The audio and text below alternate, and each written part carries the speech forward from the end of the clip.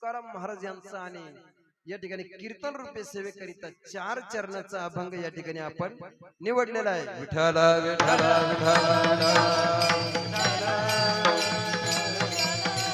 विठ्ठला विठ्ठला विठ्ठला विठ्ठला विठ्ठला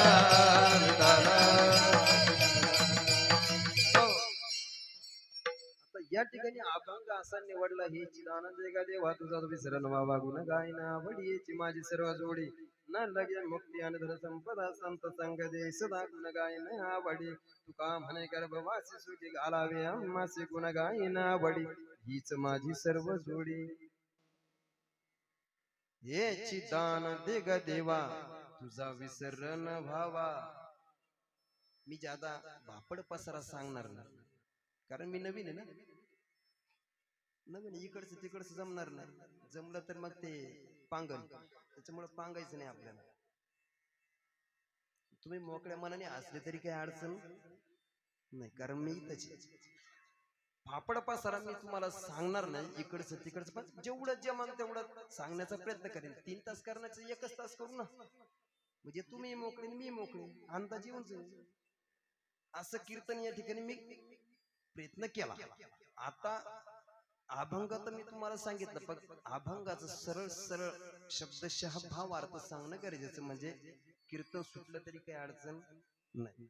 आता अभंगाचा भाव अर्थ. हे चिदानंद ग देवा तुझा विसरण व्हावा गुण गायन आवडी हेच माझी सर्व जोडी. या ठिकाणी तुकाराम महाराज देवाला काय मागणं मागतात? अरे देवा मला एवढेच दान दे. काय दान दे? हे चिदानंद ग देवा. बर काय दान मागितलं तुकाराम महाराजांनी? त्यांनी दान मागितलं तुझा विसरण व्हावा. देवा मला असं दान दे का तुझा मला कधीच विसर नाही झाला पाहिजे, विसर पडूच नाही. असं या ठिकाणी पहिल्या चरणात दान मागितलं. दुसऱ्या चरणात काय मागितलं? गुण गायन आवडीन हीच माझी. बर दान मागताना काय लागल?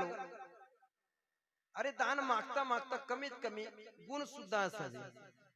देवाचं गुण गाण सुद्धा गाता आलं पाहिजे माणसाला. नुसतं देवाकडे मागावं, देव काय फुकट देणार आहे का? आधी घेशी काय ऐका, आधी घेशी आणि मग देशी. देव अगोदर काहीतरी करून घेतो आणि मग आपल्याला काहीतरी देतो. म्हणजे गुण गायन आवडी. देवाचं गुणगान तर आपल्याला गायला पाहिजे ना. दान तर मागायचं, देवाकडे मागायचं, पण देवाला